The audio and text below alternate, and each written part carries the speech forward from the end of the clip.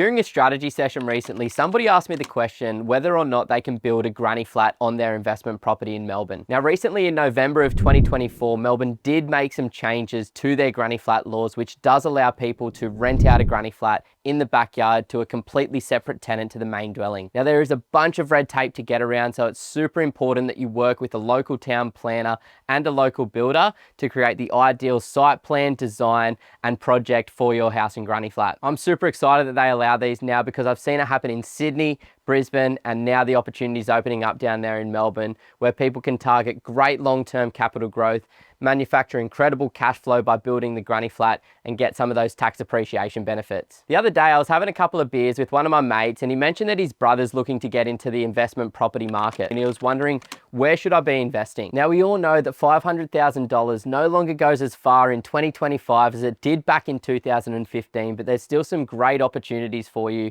in the right market. My recommendations was to look at some of the southwestern suburbs and the far western suburbs of the greater Melbourne region in that 20 to 40 kilometre radius from the Melbourne CBD, trying to target a townhouse, a 3 or 4 bedroom townhouse, or a 3-bedroom house on a bigger piece of land. Now, why I like this is because Melbourne's been one of Australia's top performing markets in the past. It's one of Australia's most populated cities and is expected to attract over 160,000 new people per year over the next 5 years. Since we started talking about buying investment properties in the Melbourne market for some of our clients, a couple of questions have come up in relation to stamp duty and land tax. Now, down in Victoria, we do have to pay a little bit more in stamp duty to purchase an investment property, and we do have to spend a little bit more money on land tax every single year as well.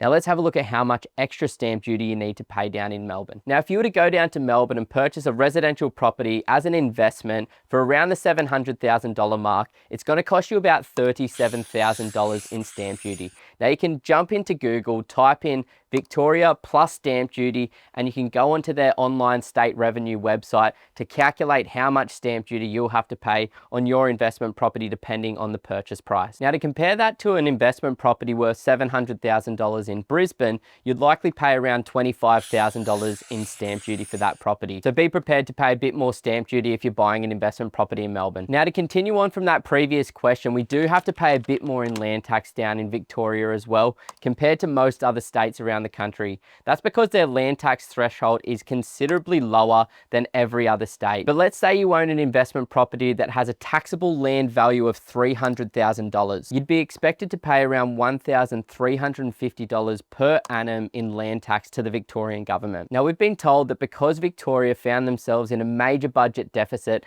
they've been figuring out ways to try and get a little bit of that money back, and they've been passing the buck on to private investors like you and me. Now, this is nothing new. It'll be interesting to see if these things stay or change at some point in the future, but at the moment it is what it is. The next question's a bit more of a personal one. Somebody asking about the duplex project that I've got going on down in Brisbane at the moment. We are getting super close to completion at the moment. I am recording this video in late March, and we're about 3 to 4 weeks away from handing over the keys, which I'm super excited about. Keen as to rent out this new duplex in the backyard, see how much I get for it, and I'm really intrigued to get a tax depreciation schedule done on the property to see how much money I can save on tax every single year from building this brand new house in the backyard of one of my properties down there. So it's been a really fun project, and I'm super grateful to see it come to an end, but I'll be going down there really soon to shoot another video and give you guys a final update. Now, the next question is a little bit of a tricky one because someone has asked, do we have a recommended financial advisor that we introduce people to help set up a self-managed super fund? Now, whilst we normally only share the details of our team of advisors with paid clients, our financial advisor Alex from AWS Advisors recently came on the Pumped on Property show to talk about self-managed super funds and how we can purchase properties within them, and about some of the benefits and some of the potential downfalls. Now, you can go and check out their website, and you can reach out to Alex and his team if you are interested in setting up a self-managed super fund to purchase a property. Now, about 30 to 40% of the clients that we're currently working with right now in 2025 are choosing to buy their properties in their self-managed super fund, taking control of their own finances and using leverage through property to set themselves up for a great retirement. So feel free to go reach out to AWS Advisors if you're interested in this. Now, I grew up in the Sutherland Shire of Sydney, and a lot of my friends friends reach out to me these days and ask the question, should I be buying an apartment in Sydney that I can afford right now, or should I be buying an investment property like a house in Brisbane or Melbourne or somewhere else in the country? Now, whilst I can't tell anybody what to do with their money or what they should be doing with their investments, what I try and do is just objectively look at the history of the Australian property market and determine which one of those two investments is a better decision to make. Now, according to CoreLogic, from 1992 to 2022, houses in capital cities outperform units in capital cities by over 140%. So statistically speaking, houses do outperform apartments over a longer period of time. So if you're in a position to afford a house in, say, Brisbane or Melbourne, and you're comparing that to an apartment in Sydney, then history says that the house could be worth more down the line compared to the apartment in Sydney.